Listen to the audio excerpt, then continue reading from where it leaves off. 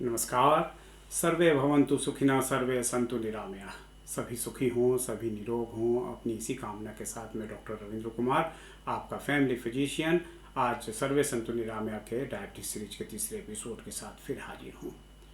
लेकिन चर्चा शुरू करने के पहले अपने चैनल को सब्सक्राइब करने और नोटिफिकेशंस के लिए बेल बटन पुश करने को फिर से रिक्वेस्ट करूँगा, ताकि मुझे मोटिवेशन मिलती रहे और मेरी वीडियोज़ आपको आगे भी मिलती रहें। आज चर्चा का विषय है डायबिटीज़ मैनेजमेंट में बहुत ही इम्पॉर्टेंट टॉपिक डाइट यानी भोजन या खान पान के बारे में। डायबिटीज़ मैनेजमेंट का एक ही सिंपल गोल होता है डायबिटिक पेशेंट्स के ब्लड शुगर को नॉर्मल रेंज में रखना, ताकि वे भविष्य की कॉम्प्लिकेशन से बच सकें और उनकी क्वालिटी ऑफ लाइफ अच्छी हो सके। डायबिटीज़ मैनेजमेंट के 4 पिलर्स होते हैं। एक डाइट, दूसरा एक्सरसाइज, तीसरी मेडिसिन और चौथा मॉनिटरिंग।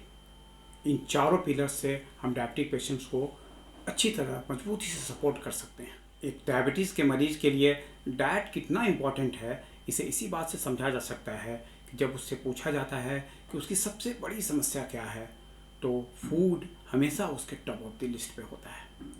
और ये सच भी है, क्योंकि जब भी किसी को पहली बार पता चलता है कि उसे डायबिटीज़ की समस्या हो गई है, तो उसकी पहली प्रतिक्रिया यही होती है कि अब वह अच्छे स्वादिष्ट भोजन से वंचित हो जाएगा। सच में भोजन हमारे लिए बहुत इम्पॉर्टेंट है, लेकिन इसका कारण सिर्फ स्वाद ही नहीं है, बल्कि यदि एक कारण बताना हो तो वह है एनर्जी या ताकत जो हमें हमारे भोजन से मिलती है। हमें अपने भोजन से जो एनर्जी मिलती है, तो उसे मेजर करने के लिए हम जिस यूनिट का इस्तेमाल करते हैं उसे कैलोरीज कहते हैं।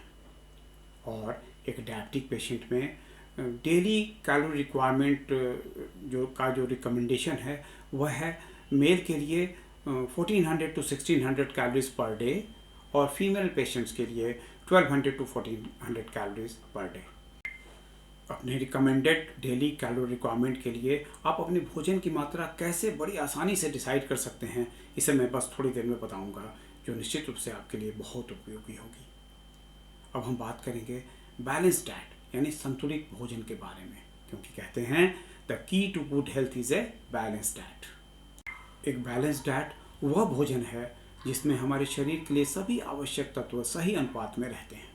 ये आवश्यक तत्व हैं एनर्जी रीडिंग फूड्स यानी ताकत देने वाले खाद्य पदार्थ जैसे carbohydrates, fats, body building foods यानी शारीरिक विकास करने वाले खाद्य पदार्थ जैसे प्रोटीन्स और मिनरल्स, और प्रोटेक्टिव फूड्स यानी रक्षात्मक खाद्य पदार्थ जैसे कि विटामिन्स।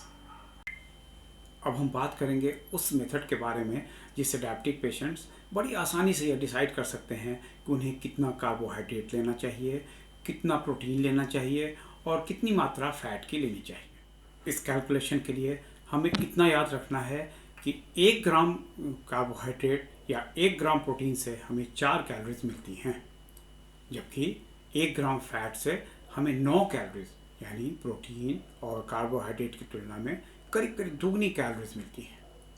दूसरी बात जो हमें याद रखनी है वह यह कि हमें टोटल डेली रिक्वायरमेंट का 50 to 60% कार्बोहाइड्रेट से मिलना चाहिए और 15 to 20% प्रोटीन से, जबकि 25 to 30% फैट से मिलना चाहिए। सबसे पहले हम कार्बोहाइड्रेट की डेली रिक्वायरमेंट डिसाइड करेंगे। एक 1200 कैलोरी डाइट के लिए 50% यानी 600 कैलोरीज कार्बोहाइड्रेट से मिलनी चाहिए। और हम जानते हैं कि 1 ग्राम कार्बोहाइड्रेट से हमें 4 कैलोरीज मिलती हैं, तो 600 divided by 4 that comes to 150 grams of carbohydrate per day. इसी तरह से 1600 कैलोरी डाइट के लिए 50% यानी 800 कैलोरीज हमें कार्बोहाइड्रेट से मिलनी चाहिए। और हम जानते हैं कि 1 ग्राम कार्बोहाइड्रेट से 4 कैलोरीज मिलती हैं, तो 800 divided by 4 is equal to 200 grams of carbohydrate per day. इस तरह हम कार्बोहाइड्रेट की डेली रिक्वायरमेंट बड़ी आसानी से कैलकुलेट कर सकते हैं। ठीक उसी तरह हम प्रोटीन्स की भी डेली रिक्वायरमेंट कैलकुलेट कर सकते हैं, जैसे कि 1200 कैलोरी डाइट के लिए 20% हमें प्रोटीन से मिलनी चाहिए और 1200 का 20% होता है 240 कैलोरीज। और हम जानते हैं कार्बोहाइड्रेट की तरफ 1 ग्राम प्रोटीन से हमें 4 कैलोरीज मिलती हैं, तो 240 divided by 4 that comes to around 60 grams of protein per day. इसी तरह से 1600 कैलोरीज के लिए 20% यानी 320 कैलोरीज पर डे की रिक्वायरमेंट होगी, और जो हमें प्रोटीन से मिलनी चाहिए, और 320 divided by 4 that comes to 80 grams of protein per day. Proteins की डेली रिक्वायरमेंट के लिए एक और सिंपल फार्मूला काफ़ी पॉपुलर है, और वह है 1 ग्राम ऑफ प्रोटीन पर केजी डिजायर्ड बॉडी वेट। जैसे कि एक 70 केजी के इंडिविजुअल के लिए 70 ग्राम प्रोटीन की रिक्वायरमेंट होगी, उसी ढंग से 60 केजी इंडिविजुअल के लिए 60 ग्राम्स ऑफ प्रोटीन की रिक्वायरमेंट होगी।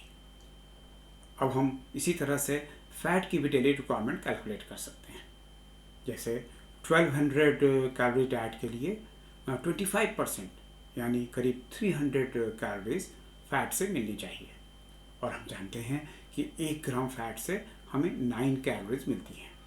तो 300 divided by 9 that comes to around 33.33 grams of fat per day.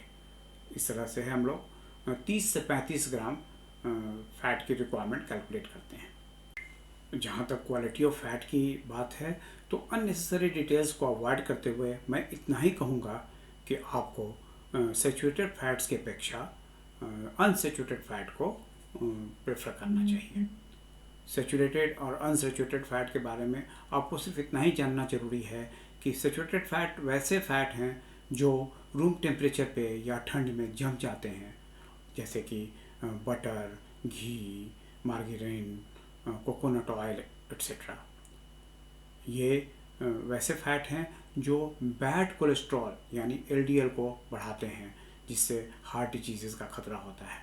इसीलिए इनका कंजम्पशन टोटल कैलोरी रिक्वायरमेंट का 10% से कम होना चाहिए। दूसरी तरफ अनसैचुरेटेड फैट्स में वे फैट आते हैं जो रूम टेम्परेचर पे लिक्विड स्टेट में रहते हैं, जैसे कि sunflower oil, soybean oil, fish oil. Unsaturated fats HDL यानी हाई डेंसिटी लाइपोप्रोटीन्स, जिसे हम गुड कोलेस्ट्रॉल कहते हैं, उनको बढ़ाते हैं। फिर भी इनका कंजम्पशन डेली कैलोरी रिक्वायरमेंट का 30% से ज़्यादा नहीं होना चाहिए।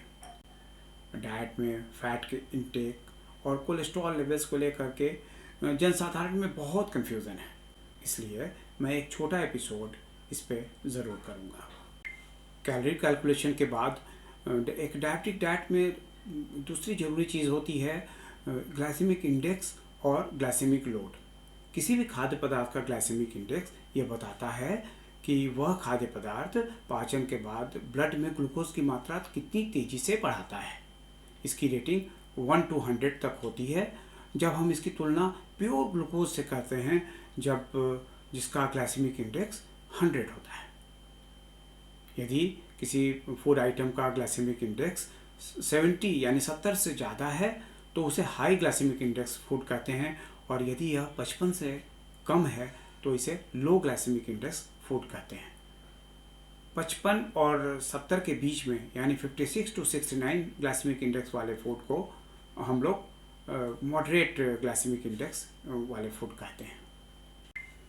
किसी भी भोजन के डिफरेंट फूड आइटम्स के ग्लाइसेमिक इंडेक्स और उस भोजन में उनकी मात्रा को मिलाकर हम ग्लाइसेमिक लोड डिसाइड करते हैं। किसी भी डायबिटिक पेशेंट में यही ग्लाइसेमिक लोड हमें लोअर साइड में रखना होता है, क्योंकि यदि यह ग्लाइसेमिक लोड ज़्यादा होगा तो इंसुलिन जो उनके बॉडी में ऑलरेडी कम रहता है वह उस ग्लाइसेमिक लोड को हैंडल नहीं कर पाता है, और भोजन के बाद ग्लूकोज की मात्रा ब्लड में बहुत तेज़ी से बढ़ती है, जिसे हम postprandial spike of blood sugar कहते हैं। यदि हम कम ग्लाइसेमिक इंडेक्स वाले फूड ज़्यादा मात्रा में लें और ज़्यादा ग्लाइसेमिक इंडेक्स वाले फूड को टोटली अवॉइड करें या कम मात्रा में लें, तो हम अपने भोजन का ग्लाइसेमिक लोड कम कर सकते हैं, और यह डायबिटिक पेशेंट्स में उनके इंसुलिन की मात्रा जो कम रहती है उससे भी उन्हें इस फूड को हैंडल करने में आसानी होगी, और हम पोस्टप्रांडियल ब्लड शुगर स्पाइक्स को अवॉइड कर सकते हैं। यहाँ पर मैं कुछ कॉमन फूड आइटम्स के ग्लाइसेमिक इंडेक्स का चार्ट शेयर कर रहा हूँ, जो हमारे डायबिटिक पेशेंट्स को अपनी चॉइस के फूड आइटम्स के साथ उनके ग्लाइसेमिक इंडेक्स को ध्यान में रखते हुए ग्लाइसेमिक लोड कैलकुलेट करते हुए अपना डाइट चार्ट खुद बनाने में मदद करेगा। लेकिन अपने 30 साल से ज़्यादा की क्लिनिकल प्रैक्टिस में मैंने यह महसूस किया है कि diet charts may be very easy to prepare for a डायबिटिशियन, but it's really very difficult to be followed by majority of diabetic patients. इसलिए हमें अपने डाइटरी इंस्ट्रक्शंस सिंपल रखना चाहिए ताकि हमारे डायबिटिक पेशेंट्स उसको ईजिली और कन्वीनियंटली फॉलो कर सकें। मैं अपनी क्लिनिकल प्रैक्टिस में अपने पेशेंट्स को एक डूज़ एंड डोंट्स की छोटी सी लिस्ट दे देता हूँ और उन डाइटरी इंस्ट्रक्शंस को फॉलो करते हुए अपनी दवाओं का रेगुलर सेवन करते हुए उन्हें अपना ब्लड शुगर रेगुलर इंटरवल पे मॉनिटर करने की सलाह देता हूँ। सबसे पहले मैं क्वालिटी और क्वांटिटी ऑफ फूड के साथ साथ फूड की टाइमिंग पे उन्हें कंसिस्टेंट रहने की सलाह देता हूँ।